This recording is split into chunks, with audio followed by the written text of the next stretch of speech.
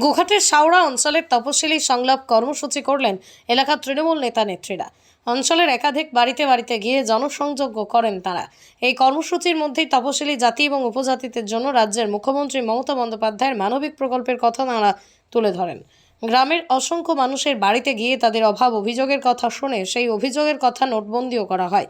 এদিনের কর্মসূচিতে সামিল ছিলেন গোঘাট 1 নম্বর ব্লকের SC/ST সেলের সভাপতি কাজল রায়, গ্রাম পঞ্চায়েতের প্রধান মিঠু গাঙ্গুলি, পঞ্চায়েত সদস্য হিরুলাল বাগ, আব্দুল হামজা সহ আরও অনেকে।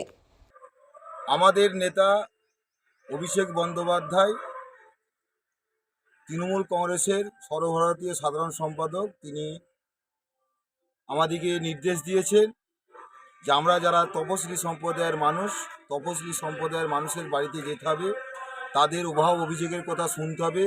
তারা মমতা বন্দ্যোপাধ্যায়ের যে উন্নয়নের ডালি, সেই উন্নয়নের ডালি থেকে কোন প্রকল্প থেকে তারা বঞ্চিত হচ্ছে সেইটাকে আমাদেরকে লক্ষ্য রাখতে হবে। আমরা প্রতিটা মানুষের বাড়িতে বাড়িতে যাচ্ছি, মানুষের কথা শুনছি, মানুষের দুঃখের কথা জানছি। মমতা বন্দ্যোপাধ্যায়ের যে উন্নয়ন আছে সেই উন্নয়নের প্রকল্প তারা কোন প্রকল্প থেকে তারা পাচ্ছে না, আর তাদের হচ্ছে কি আমরা নোটবন্দি করছি। নোটবন্দি করে আমরা হচ্ছে কি যারা আমাদের পঞ্চায়েতের প্রধান আছে, পঞ্চায়েতের মেম্বাররা আছে, পঞ্চায়েত সমিতির মেম্বার আছে, জেলা পরিষদের মেম্বাররা আছে, তারা হচ্ছে কি সেইটা হচ্ছে কি দেখে নেবে আগামী দিনে এই তপশিলি সম্প্রদায়ের মানুষগুলো যাতে বঞ্চিত না হয় সরকারের কোনো প্রকল্প থেকে। সেই জন্য আমরা হচ্ছে কি মানুষের দরজায় দরজায় যাচ্ছি। এই যে আপনারা যে মানুষের দরজায় দরজায় যাচ্ছেন, মানুষের কতটা সাড়া পাচ্ছেন? মমতা বন্দ্যোপাধ্যায়ের ঘাসের উপর জোড়া ফুল চিহ্নে ভোট দেওয়ার জন্য মানুষ কিন্তু মুখিয়ে আছে।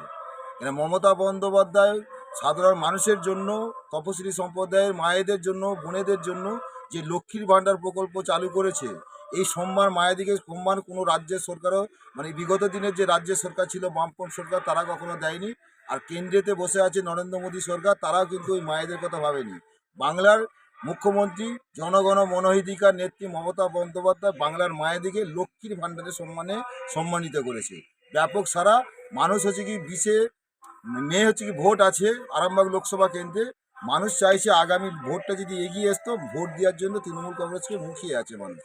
নিরোগ ডায়াগনস্টিক, এখানে পাবেন রোগ নির্ণয়ের অত্যাধুনিক বিদেশি মেশিন, অভিজ্ঞ রেডিওলজিস্ট এবং প্যাথোলজিস্টের সমন্বয়ে বিশ্বাসযোগ্য নির্ভুল রিপোর্ট। আরামবাগ শহরের সর্বপ্রথম CT scan, ultrasonography, endoscopy, colonoscopy, colour doppler, echocardiography, digital X-ray, EMG, NCV, ECG, EEG, advance প্যাথোলজির মতো সুবিধাযুক্ত প্রতিষ্ঠান। এছাড়াও আছে বিভিন্ন বিভাগের অভিজ্ঞ চিকিৎসক দ্বারা ওপিডি ক্লিনিক। ঠিকানা কোর্ট রোড, আরামবাগ, হুগলি। যোগাযোগ নম্বর 9732843677।